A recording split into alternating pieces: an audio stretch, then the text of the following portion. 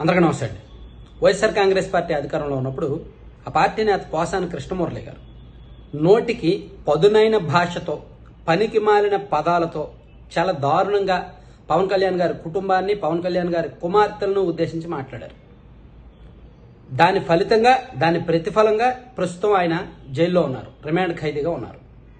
ఆయన మీద మరో 14 కేసులు కూడా పెండింగ్ లో ఉన్నాయి, విచారణ దశలో ఉన్నాయి అని హోంమంత్రి గారు సాక్షాత్తు చెప్పారు. అంటే దాదాపుగా ఒక 3-4 నెలల వరకు పోసాని కృష్ణమురళి గారు బయటకు రారు అనేది స్పష్టం.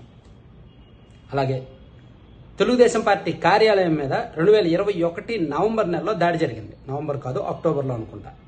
అక్టోబర్ 19, 20 తేదీల్లో తెలుగుదేశం పార్టీ కేంద్ర కార్యాలయం మీద దాడి జరిగింది. ఆ దాడికి సంబంధించి 4 మీద పోలీసులు కేసు నమోదు చేశారు. నందిగం సురేష్ గారు, లాల్లా అప్పిరెడ్డి గారు, దేవినేని అవినాష్ గారు అండ్ తలసల రఘురాం గారు. సో అయితే వీళ్ళు కూడా మేము పాత్రదారులం కాదు, దీని వెనక సూత్రధారి ఉన్నారు, ఇదంతా కూడా వైఎస్ఆర్ కాంగ్రెస్ పార్టీ సెంట్రల్ ఆఫీస్లో ఒక స్కెచ్ అయింది, ఒక మీటింగ్ పెట్టుకున్నాం, ఆ మీటింగ్ తర్వాత మాకు వచ్చిన ఆదేశాల మేరకే మేము చేశాం అని పోలీసులకు వాంగ్మూలం వచ్చింది. ఇది కాసేపు పక్కన పెడితే, ముంబైకి చెందిన సినీ నటి కాదంబరి జత్వానిని వైసీపీ అధికారంలో ఉన్నప్పుడు 2024 జనవరి, ఫిబ్రవరి నెలల్లో ఆమె మీద అక్రమంగా కేసులు పెట్టి పోలీసులు ప్రత్యేకంగా ముంబై వెళ్లి ఆమె కుటుంబాన్ని విజయవాడకు తీసుకువచ్చి దాదాపుగా 2 వారాల పాటు అక్రమంగా నిర్బంధించి ఆమెను చిత్రహింసలకు గురి చేసి ఆమె ముంబైకి చెందిన పారిశ్రామికవేత్త మీద పెట్టిన కేసును ఉపసంహరించుకునేలా చేశారు.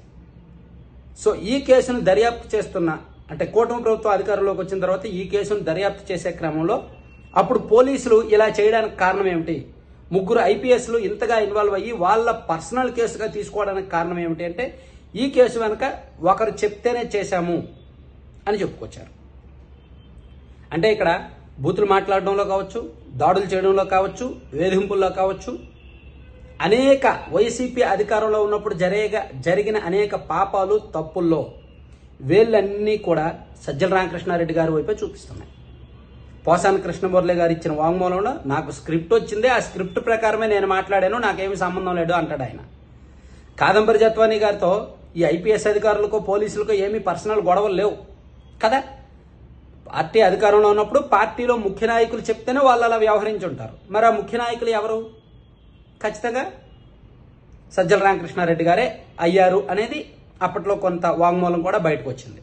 పోలీసులకు స్టేట్మెంట్లు కూడా అప్పటి ఐపీఎస్ అధికారులు కొంతమంది ఇచ్చారు. అలాగే తెలుగుదేశం పార్టీ దాడి కేసు దాదాపుగా వైసీపీ అధికారంలో ఉన్నప్పుడు జరిగిన తప్పులు, నేరాలు, ఘోరాలు, ఆ వ్యవహారంలో కూటమి ప్రభుత్వం అధికారంలోకి వచ్చిన తర్వాత ఆ కేసులన్నీ దర్యాప్తు చేస్తున్నప్పుడు దాదాపుగా ప్రతి కేసులో కూడా వేళ్లన్నీ సజ్జల రామకృష్ణారెడ్డి గారి వైపే చూపిస్తున్నాయి. మరి సజ్జల రామకృష్ణారెడ్డి గారికి అంత అవసరమే ఉందంటారు? వైసీపీ అధికారంలో ఉన్నప్పుడు సజ్జల రామకృష్ణారెడ్డి గారు సకల శాఖ మంత్రిగా వ్యవహరించారు. అన్ని శాఖల్లో కూడా ఆయన పెత్తనం ఉండేది. అన్ని వ్యవహారాల మీద ఆయనే రెస్పాండ్ అయ్యేవాడు. సీఎం గారి తరఫున కూడా ఆయనే అనేక అంశాల మీద మాట్లాడేవాడు. సో ఇప్పుడు ఆ తప్పుల్లో కూడా, అప్పుడు జరిగిన దాడులు, వేధింపులు, అక్రమ కేసులు, అరాచకాల్లో కూడా, ఆ బూతులు తిట్టడం, దుర్భాషలాడడం వ్యవహారాల్లో కూడా ఆయన పేరు ఇప్పుడు బయటకు వస్తుంది. వాంగ్మూలంలో అఫీషియల్ గానే బయటకు వస్తుంది. రేపు మాపో పోలీసులు అతనికి నోటీసులు ఇచ్చినా ఇస్తారు, ఆశ్చర్యపోకర్లా. మరి సజ్జల గారే ఇంత చేశారా?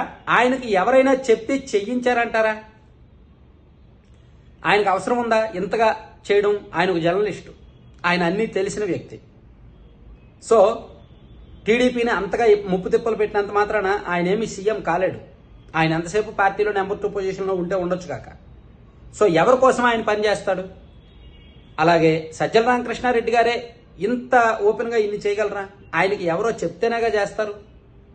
సో ఇక్కడ ఇన్ని తప్పుల్లో సజ్జల గారు పేరు వినిపిస్తున్నప్పటికీ ఆయన తెర వెనుక ఎవరో ఉండి చేయించారు, ఎవరో ఆదేశాలను ఆయన పాటించారు. సజ్జల రామకృష్ణారెడ్డి గారు రాజు కాదు కదా, రాజు చెప్తేనే చేయించారు అనేది రాజకీయ వర్గాల్లో ఓపెన్గానే చర్చించుకుంటున్న అంశం.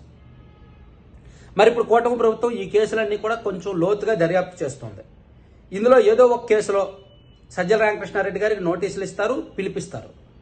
అప్పుడు సజ్జల గారు చాలా షార్ప్ కాబట్టి, చాలా తెలివైన వ్యక్తి కాబట్టి తన వరకు సేఫ్గా ఉండేలాగా, అలాగే తన పార్టీ అధినేత వరకు సేఫ్గా ఉండేలాగా వాంగ్మూలం ఇస్తారు. అయితే రాష్ట్రంలో రాజకీయ అభిమానులకు, సాధారణ ప్రజలకు, కాస్త మంచి చెడు ఆలోచించే వాళ్ళకి తెలియదంటారా? సజ్జల గారు ఎవరి కోసం చేయించారు, ఎవరు చెప్తే చేయించారు అనేది తెలియదంటారా? సో ఇంత వికృతమైన రాజకీయం గతంలో ఎప్పుడైనా జరిగిందా? ఏ పార్టీ అధికారంలో ఉన్నప్పుడైనా జరిగిందా ఇంత వికృతమైన రాజకీయం? వైఎస్ రాజశేఖర రెడ్డి గారు కూడా దాదాపుగా 5.5 నెలల పాటు అధికారంలో ఉన్నారు. 5 సంవత్సరాల 5.5 సంవత్సరాల పాటు అధికారంలో ఉన్నారు. సో ఆయన 5.5 సంవత్సరాల పాటు అధికారంలో ఉన్నప్పుడు ఇన్ని అరాచకాలు ఎప్పుడైనా జరిగాయా? వాళ్ళ రాజకీయ ప్రత్యర్థుల పార్టీల ఆఫీసులను తగలబెట్టారా? కొట్టారా? దాడులు చేశారా? లేదు. కానీ 2019 నుంచి 24 మధ్య జరిగాయి. సో ఎవరి కోసం జరిగాయి, ఎవరు చెప్తే జరిగాయి, ఎవరు చెయ్యించారంటారు అనేది ఒకసారి కామెంట్ చేయండి.